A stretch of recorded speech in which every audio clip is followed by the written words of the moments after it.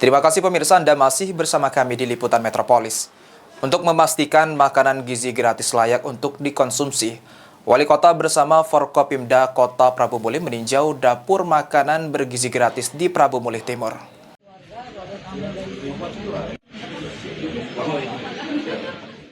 Untuk memastikan makanan gizi gratis layak untuk dikonsumsi, Wali Kota bersama Forkopimda Prabu Mulih meninjau dapur makanan bergizi gratis di Prabu Mulih Timur. Menurut Wali Kota Prabu Mulih Arlan, pihaknya akan menambah satu lagi dapur MBG di Kota Prabu Mulih karena saat ini hanya memiliki 2 dapur untuk proses makan bergizi gratis di Kota Prabu Mulih. Tempatnya bagus, paling bagus benih dan meledak sangat luar biasa ini. Ini kan Cak, MBG ini kan baru 2 dapur, perlu penambahan lagi. Informasi kan butuh masih 15 lagi. Ya. Sementara ini kan baru 2. Informasi dari Pak Dandim tadi, ke depan ini ada satu lagi Pak. Oh, tambah satu lagi Pak ya? Dengan adanya MBG ini, anak-anak sekolah sangat terbantu. Contoh di Sumsel.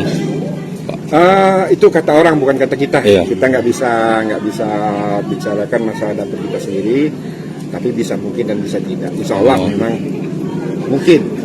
Berapa lama Pak persiapan dapur sampai ini? Hampir 2 bulan. Hampir 2 bulan. Informasinya ada dari beberapa daerah lain yang datang ke sini untuk belajar. Sudah. Ada beberapa daerah dari Muba, dari OI, dari Oku Timur, Oku Selatan melihat dapur ini, ingin belajar, ingin melihat gimana cara membuat dapur yang standar. Wali Kota Prabu Mulih berharap dapur makan bergizi gratis wilayah Prabu Mulih Timur ini menjadi dapur percontohan dapur-dapur makan bergizi gratis lainnya. Anggi Perkasa, PAL TV.